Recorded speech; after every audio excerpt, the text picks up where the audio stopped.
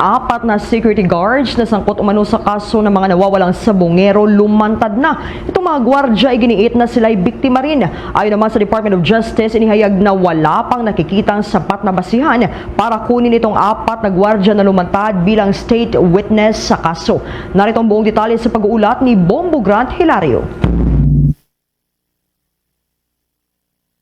Kasama ng nagpakilalang si alias Totoy sa kaso ng pagkawala ng mga biktimang sabongero. Sa isang post na mapapanood sa isang social media platform, umamin na lang nagpakilalang mga security guard na kilala nila si alias Totoy. Si alias Totoy kasi ay siyang isa sa mga akusadong testigo na nagbunyag sa impormasyong inilibing na umano ang mga sabongero sa Taal Lake.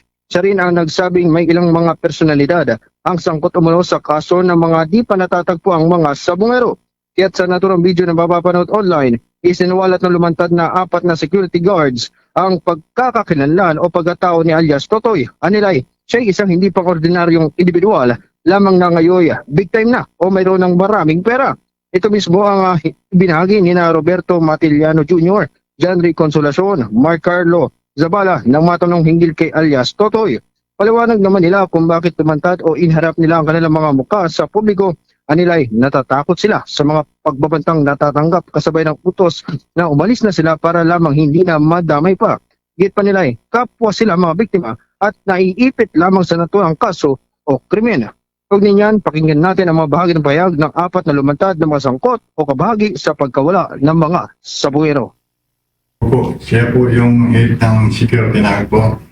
Big time, mayor, may sariling bodyguard po, may bullet drop, at saka may dalawang resort, maraming bahay, at saka apartment po. Dahil po sa seguridad namin at sa mga pamilya po namin. Takot po kami dahil pinabantaan po kami. At sinabihan po kami na umalis na po kami para hindi po.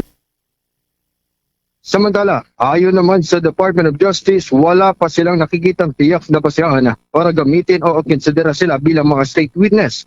Ayon sa mga ibinaging mensahe ni Justice Assistant Secretary Miko Clavano, hanggat hindi pa nasasampa ng kaso mga ito, sila ay hindi pa maaaring gawing state witness. Pagnay pa rito, ang negosyante namang si Atong Ang ay plano maghain ng complaint affidavit laban sa testigong kinilala bilang si alias Totoy.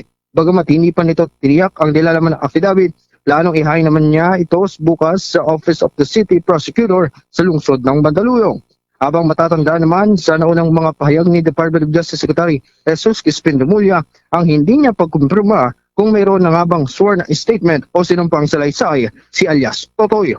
Kaugnay niyan, pakinggan naman natin si Justice Secretary Jesus Crispin Remulla.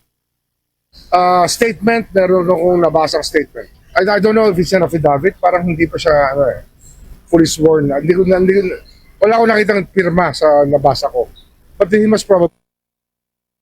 Mula dito sa lungsod ng Maynila, ako si Bombo Grant Hilario, nag-uulat para sa the #1 and most trusted radio network in the country, Bombo Radio Philippines, Basta Radio, Bombo.